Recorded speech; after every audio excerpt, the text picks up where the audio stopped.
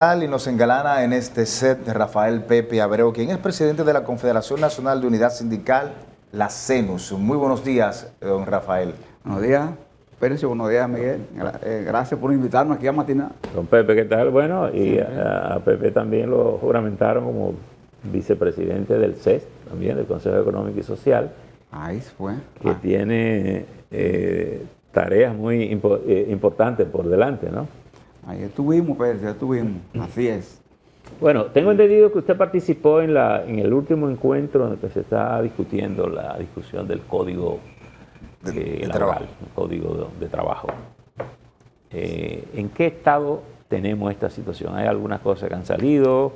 La incorporación del trabajo doméstico. Se le agrega un día más el a trabajo, las vacaciones. La paternidad se ha ampliado, se ha incorporado también la parte laboral en casa, el trabajo virtual, pero todo el mundo sabe que el centro de esa discusión es la cesantía. Bueno, pero se sabe que Matinar ha tenido un seguimiento de esto porque, hay que decirlo, Miguel, esta es una discusión de 11 años. O sea, no ocurrió ayer, sino 11 años. Y ahí, como Percio ha señalado, siempre el buque insignia de la reforma planteada estuvo motivada, en el caso del sector empresarial, por el tema cambio en el régimen de cesantía laboral. Ese fue el objetivo central, ¿verdad? Aunque se hablaba mucho del tema procedimental, conciliatorio, de la jornada laboral, etcétera, pero en el fondo todo se concernía básicamente al tema referido a la cesantía laboral. Ustedes en la semanal, ustedes notaron, ¿verdad?, que hubo una reunión previa a la semanal. O sea, en el Palacio, previa a la semanal, hubo un encuentro tripartito con la representación empresarial y sindical. Esa reunión estuvo con la parte gubernamental, el ministro de Trabajo, ¿verdad? Estuvo presente con nosotros ahí.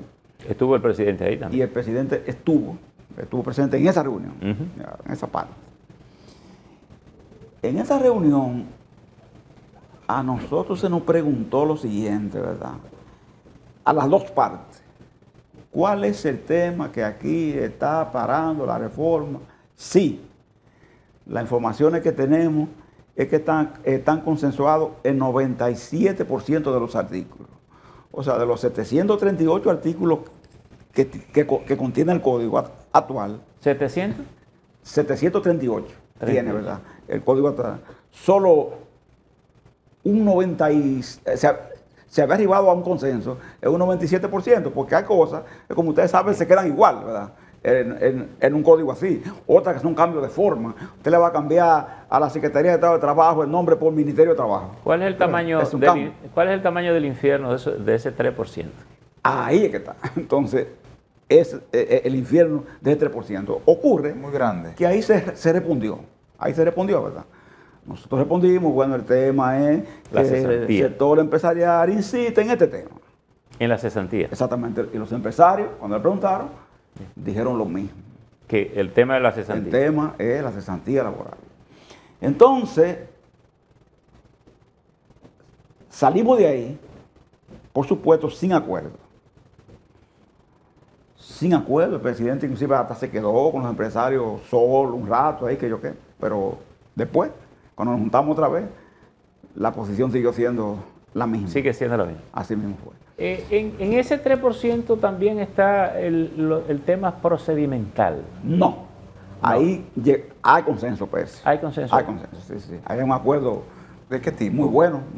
Sí, por ejemplo, Miguel es bueno la pregunta de qué tipo, porque acordamos lo siguiente, en el tema procedimental.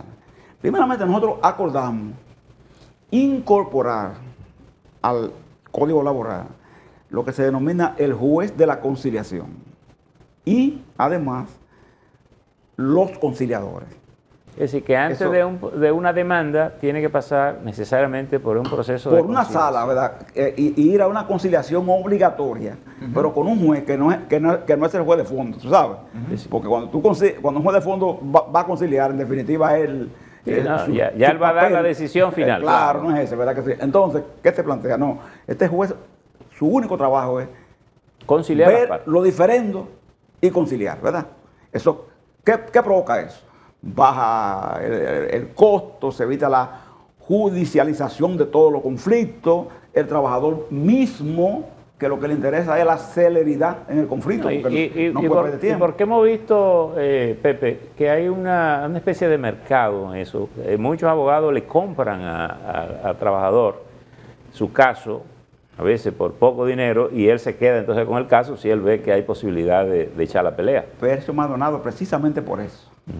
Por la manera en que lo procedimental está montado.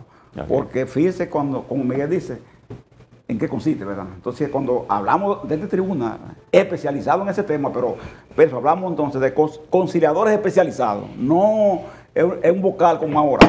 Ay, perdón. Ay, ¿qué se puede? ¿El agua? Está bien, pero es una persona cualquiera, no, es un conciliador especializado en un tema, ¿verdad?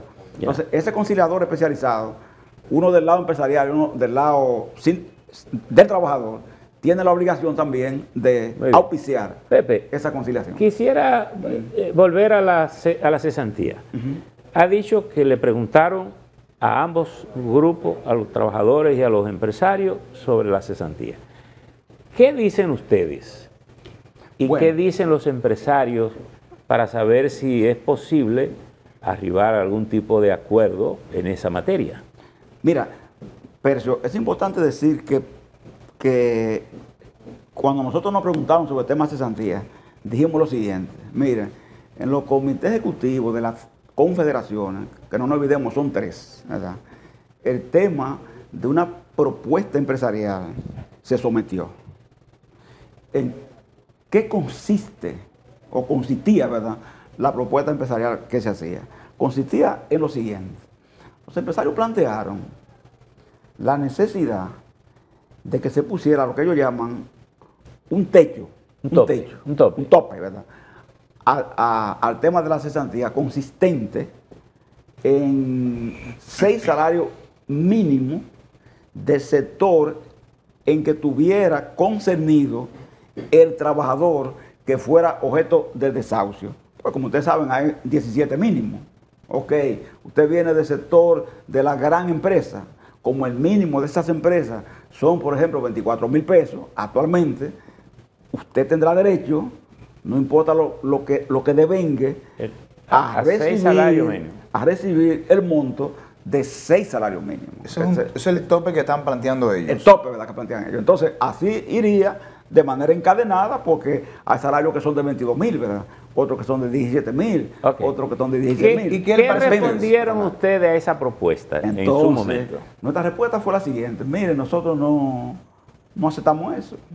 Pura y sencillamente no lo aceptamos. Pero no hicieron una contrapropuesta. No. Nosotros sencillamente nos mostramos tajantes, hay que admitirlo, ¿verdad? En el sentido de no aceptarlo y decir que nosotros, desde que comenzó la discusión, acuérdense de Percio, en INTE comenzó la discusión, no, en Palacio, y después en INTE. Entonces, dijimos siempre que el tema de la cesantía para nosotros no era sujeto de negociación. No era sujeto de negociación. Es decir, ustedes lo advertimos siempre. Ustedes no han construido una solución para destrancar el costo.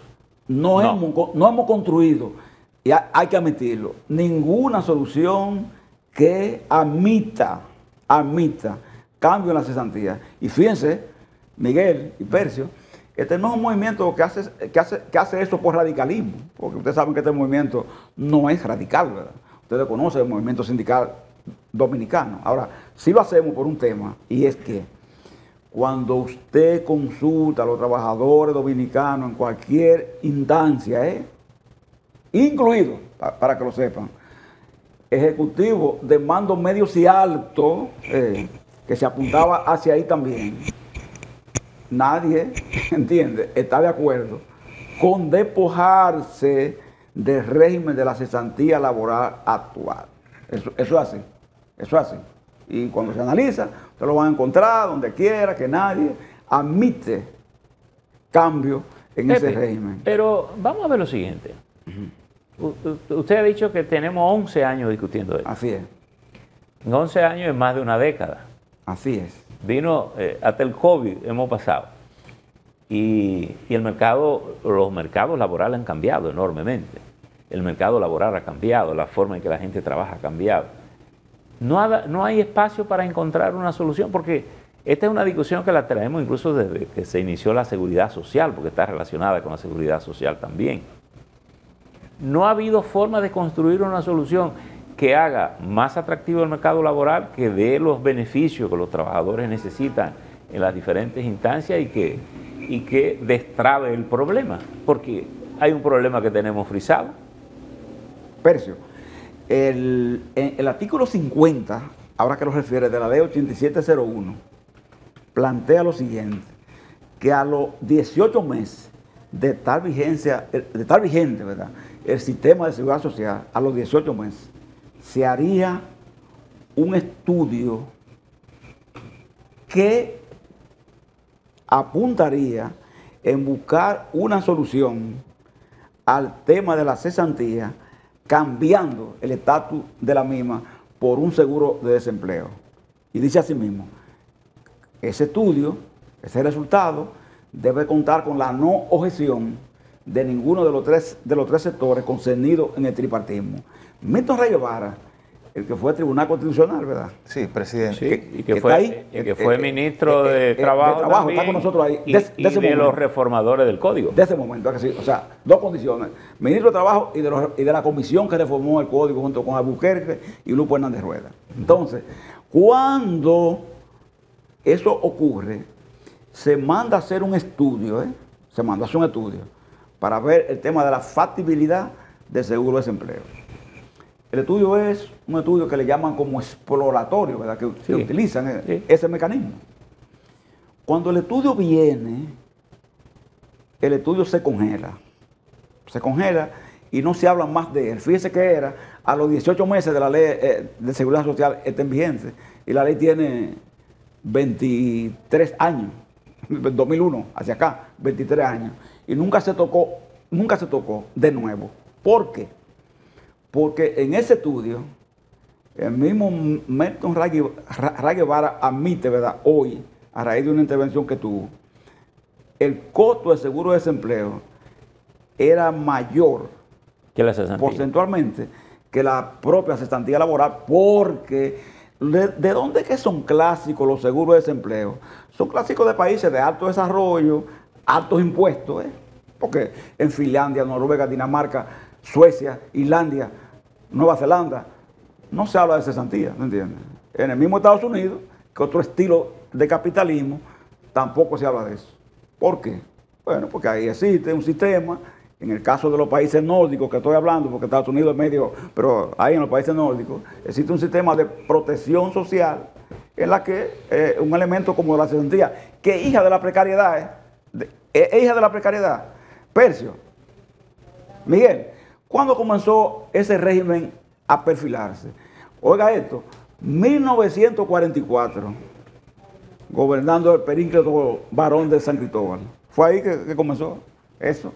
¿Comenzó con cuánto? Con 5 días. 5 días, en 1944. En el 51 se subió a 15 días. Entonces, en el 92 se subió a de 1 a 5 años, 21 días, y de 5 años en adelante, 23 días.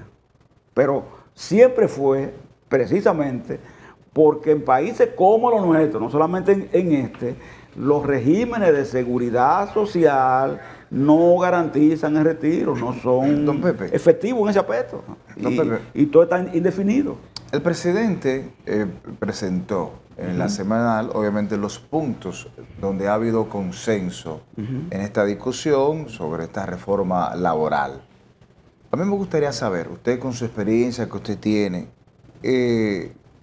esta propuesta laboral que el presidente incluso dijo que la presentará en 10 días, ¿cómo está? Porque ya en más de un 97, 98%, y yo no creo que en estos 3 puntos vayan a haber mayores consensos, es lo que creo. El presidente dijo que lo va a presentar aún sin los acuerdos con la cesantía o no. ¿Cómo usted valora esta propuesta?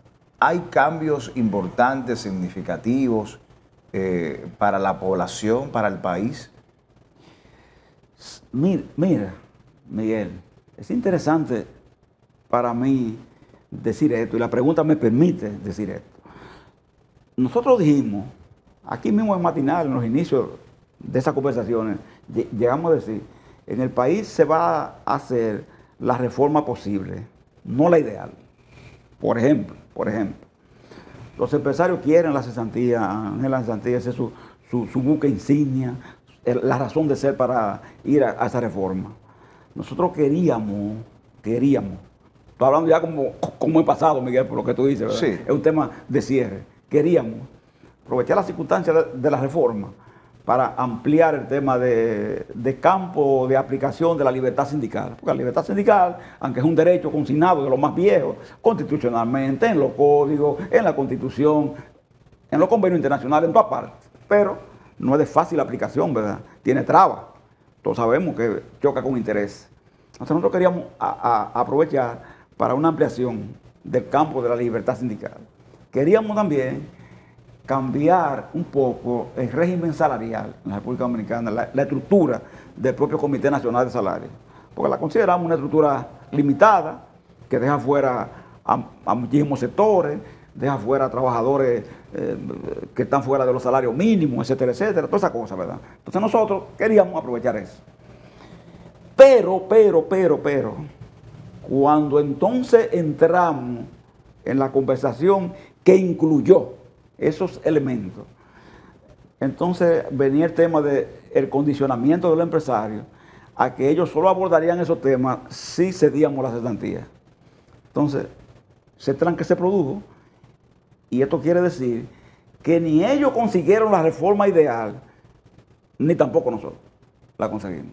O sea, ni uno ni otro consiguió la reforma ideal. ¿Por qué? Porque tú le preguntas a cualquier analista, así que está mirando el asunto, o cualquier empresario, y te dice, una reforma laboral que no abordó, que no pudo abordar el tema del régimen de la cesantía, dice la gente, no es reforma laboral. ¿Entiendes? Para el sector empresarial, no lo es. Entonces tú le preguntas a los sindicalistas, y una reforma laboral que no abordó el tema de la libertad sindical y el salario, en el contexto no de poner en el código el tema del salario, ¿verdad? Un monto ni mucho menos, sino el contexto de la configuración de cómo está estructurado, por ejemplo, el Comité Nacional de Salario. ¿Lo satisface a ustedes? Tampoco. Creo que la pregunta de Miguel va orientada en ese 97%, porque si no nos ponemos de acuerdo con el 3%, lo más probable es que eso se quede como está. Claro. Así es. ¿Tiene algún valor significativo una iniciativa que pueda aprobar ese 97%? Porque diría, bueno, si no son cosas muy importantes, tal vez hablar de un 97% parece mucho, pero no hay muchos temas de impacto social. ¿Qué cosa hay de valor ahí Sí que pueda cambiar el mercado, mejorándolo? Sí lo tiene, porque tiene el tema de la conciliación que le explicaba, Sí. tiene temas referidos a la procedimental, tiene temas referidos a flexibilización de jornada, tiene puntos de carácter administrativo, de la nacionalización del trabajo que están planteados ahí, tiene temas del teletrabajo, de trabajo de plataforma, es decir, tiene muchos temas significativos. Yo lo que digo es, ante la pregunta, que como cada una de las partes fuimos con una expectativa principal, ¿verdad?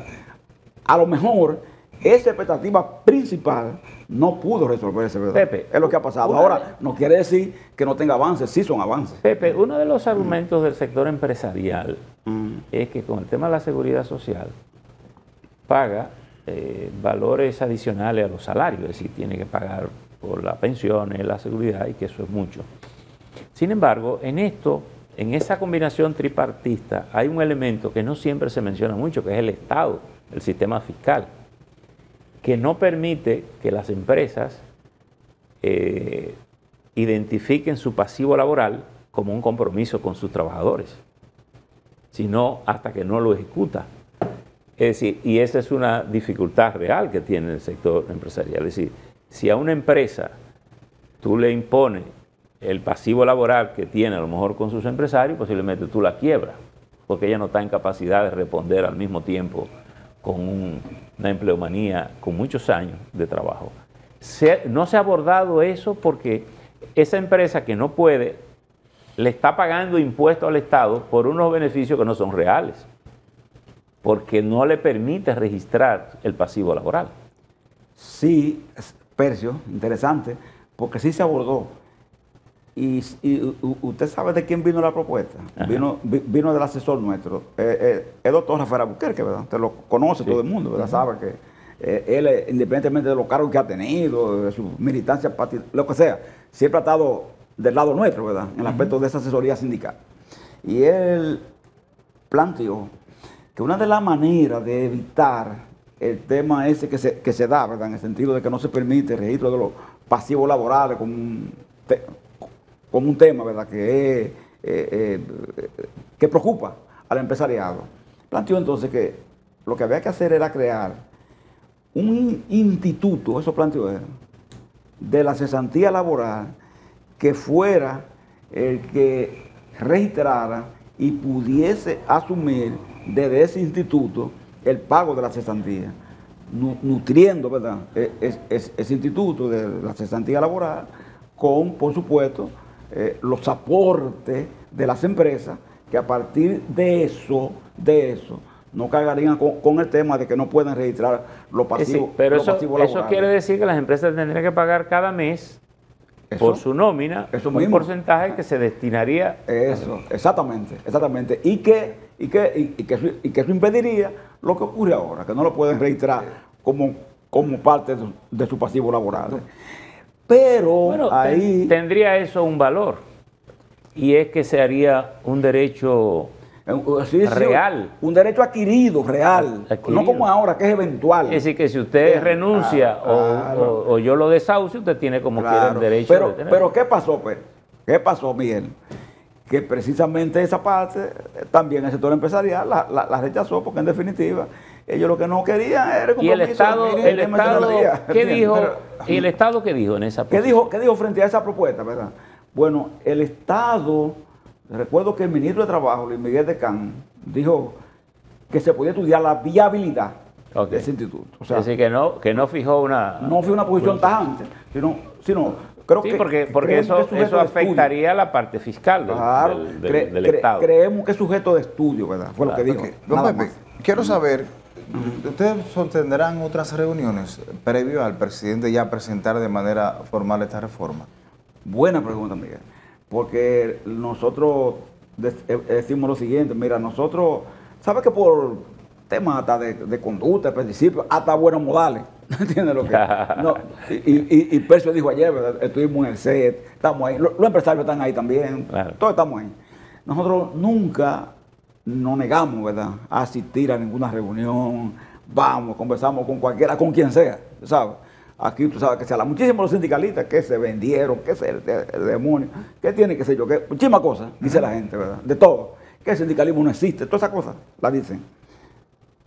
Por eso mismo, porque el estilo que hemos instaurado ha dejado atrás algunas de las cosas que antes hacíamos, ¿entiendes? Entonces, nosotros jamás nos negaríamos a hablar ni a conversar con alguien, ¿entiendes? Lo que hemos hecho llegar es el mensaje de cuál sigue siendo nuestra posición, ¿entiendes? Para no crear tampoco una falsa expectativa y que se creen esperanza en que pueda haber una reversión en lo que pasó. El presidente dijo ahí en la semanal, ¿ustedes recuerdan lo que dijo? Dijo, en los próximos 10 días someteré al Congreso, si no hay otro acuerdo, los artículos consensuados en las discusiones que hemos tenido para esa reforma. Eso fue lo que él dijo, ¿verdad? Sí, claro. Entonces nosotros nos estamos acogiendo a eso, sencillamente. Pero si alguien nos llama a hablar, Pepe, no nos vamos a negar. Vamos a imaginar una solución. Exacto. Por ejemplo, usted decía ahorita que la cesantía surge por el tema de la precariedad en el 44. Sí. Es una negociación que implique, digamos, Bueno, desaparece la cesantía a cambio de un ajuste salarial que no tiene que venir de un tiro, puede ser programado, pautado, y una vez cumplido eso en el nivel salarial, desde el mínimo hasta esas escalas, pudiera ir desapareciendo la cesantía como mecanismo de trabajo. Pero si una vez... Y tal vez discutiendo alguna fórmula para lo acumulado no se pierda, sino que haya una manera de irlo pagando también proporcionalmente a favor de el trabajador que lo tenga acumulado. Percio, una vez un empresario santiaguero, precisamente, hizo una propuesta que consistía en lo siguiente. Él dijo, ¿pero qué es lo que ustedes quieren? Que le dé a su gente lo que debe dársele después que estén viejos, o que se lo dé ahora en salario, ¿entiendes? Quiten ese tema de la cesantía, dijo él, ¿verdad? Que entonces yo le voy a dar a su gente lo que le doy cuando ya están viejos y van de retiro. Yo se lo voy a dar ahora, ¿verdad? Que están activos. ¿Por qué ustedes no ceden en esa parte? O sea, porque esa discusión es tan vieja, ¿verdad? Como, ¿y le gustó a ustedes como la vida misma. ¿Le gustó esa idea? Lo oímos nada más por un tema. ¿Sabe que en Venezuela, en los tiempos de los adecos, ¿verdad? Y de los COPEI, esa cosa así, ¿verdad? No ahora en la Venezuela actual, en aquella otra Venezuela, se utilizaba un mecanismo que era que la cesantía se depositaba en banco, ¿entiendes? Lo que se habló del instituto, se depositaba en un banco, eso se depositaba, y cuando el trabajador retiraba, bueno, entonces iba y acudía a su entidad bancaria y cobraba lo que le tocaba como prestación laboral, y listo, ¿verdad que sí? Entonces, ese planteamiento que se hizo ahí, ¿verdad? Es un escenario de ese tipo. Fue lo que trajo después lo que yo le decía a Miguel cuando él preguntó, que no pudo abordarse el tema referido al pacto por el salario, que consistía en una especie de pacto salarial, ¿verdad que sí?, sobre la base de que pudiese darse ese pacto, tomando en cuenta entonces algún tipo de variedad en el régimen de cesantía. Pero ocurre, Percio Maldonado, que ahí tampoco el empresario fue preciso ni claro, ni estaba motivado, ¿verdad?, a hacer ese tipo de discusión. Pero además, cuando nosotros lo consultamos, ¿verdad?, con base nuestra, estamos hablando de la Secretariado, Dirección Nacional, que son los mecanismos operativos de las tres confederaciones, la mayoría de gente rechazó también la propuesta. Porque la gente, hay que decirlo así, señores, la gente está aferrada a la cosa en la que cree tener certidumbre. Fíjense que la cesantía es un derecho eventual, pero la gente lo cree, Miguel, un derecho adquirido, ¿verdad? Y es eventual, ¿verdad? Porque si tú renuncias, lo pierdes. Claro. Por bien que yo me porte, si yo cojo y le mando una cartita a mi jefe o hablo con él y le digo, mire, yo conseguí un trabajo mejor o me voy para Puerto Rico. Depende cierto de la que le da. Exactamente. Claro. Depende de él. Ayúdeme ahí. Ahora, si yo cometo una violación a uno de los 19 acápites que contiene el código que pueden ser pauta para un despido, también yo la pierdo, ¿me entiendes? También yo la pierdo. Entonces, por eso, no es un derecho adquirido, es eventual. ¿Tú ves? Pero con todo y eso, la gente se aferra a esa parte como prácticamente su único derecho de vida. Es más, muchísima gente se mantiene en las empresas por eso. Se mantiene en las empresas porque tiene una prestación ahí y no quiere dejarla. Y no aguantan quiere maltrato y todo aguanta muchísimas cosas sí. en pos de eso. ¿Tú entiendes lo que es? Eso es así. Es más, muchos empresarios saben que conservan una empleomanía es por eso. Porque si hubiera una rotación, si no fuera así, la rotación laboral fuera mucho más violenta, ¿verdad?, que lo que puede ser hoy, por ejemplo. Bueno, mucho más. Don Pepe, gracias de verdad por su participación. Siempre. Despedimos a Rafael Pepe Abreu, presidente de la Confederación Nacional de Unidad Sindical. Gracias por su participación, siempre las puertas estarán abiertas. Ojalá que posteriormente a la presentación en el Congreso Nacional de esta reforma usted pueda venir por acá. Señoras, ustedes gracias por esta complicidad. Les invitamos a que continúen disfrutando de la programación de Telemicro.